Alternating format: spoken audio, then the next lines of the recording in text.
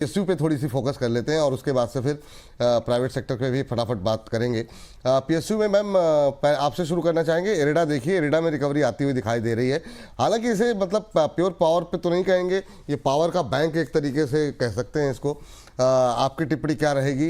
150 के आसपास आया है, बीच में थोड़ी सी रिकवरी रही, बाहर लेवल पे लोगों की एंट्री है, हायर लेवल पे बहुत लोगों के सवाल आते हैं 180, 90, 200 के आसपास।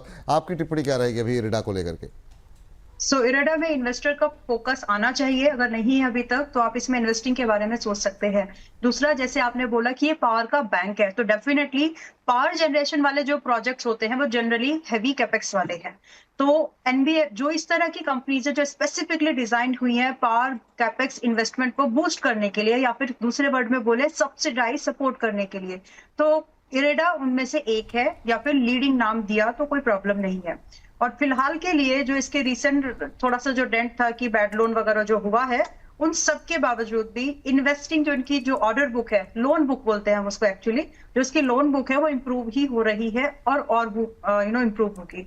So from the perspective of की कंपनी को रेवेन्यू मिलेगा कि नहीं मिलेगा वो उसी पर डिपेंड करता है, और इसमें वो रेवेन्यू की पोटेंशियल है।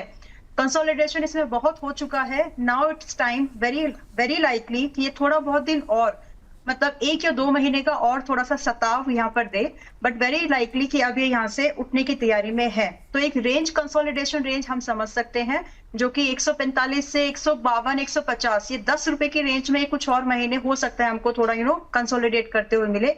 But once this range gets breakout, बहुत ही easily 175 and won't be surprise कि ये 200 का भाव भी डाउन द लाइन आने वाले कुछ क्वार्टर्स में टच करते। तो ये पोटेंशियल है इसमें, तो इन्वेस्टर इसमें जरूर नजर बना के रख सकते हैं। इन्वेस्टर इस पे यहाँ पर अवश्य नज़र बना करके चलें। ये बात इरेडा को लेकर के निकल के आई है, और इरेडा के बाद बात कर लेते हैं अगली कंपनी जिस पे काफ़ी जो लोगों की राय मतलब जानकारी लोग चाहते हैं। एक तो एनएचपीसी है, दूसरी पावर ग्रिड है। तो पावर ग्रिड या एनएचपीसी में एक पर आपकी टिप्पणी सर, और एक पे मैम की। आप किस पे कर रहे हैं sir Amit sir, power grid या एनएचपीसी? एनएचपीसी में देता हूँ सर। चल ठीक है, पावर ग्रिड आप देख लीजिए मैम। जी मैम, जी सर।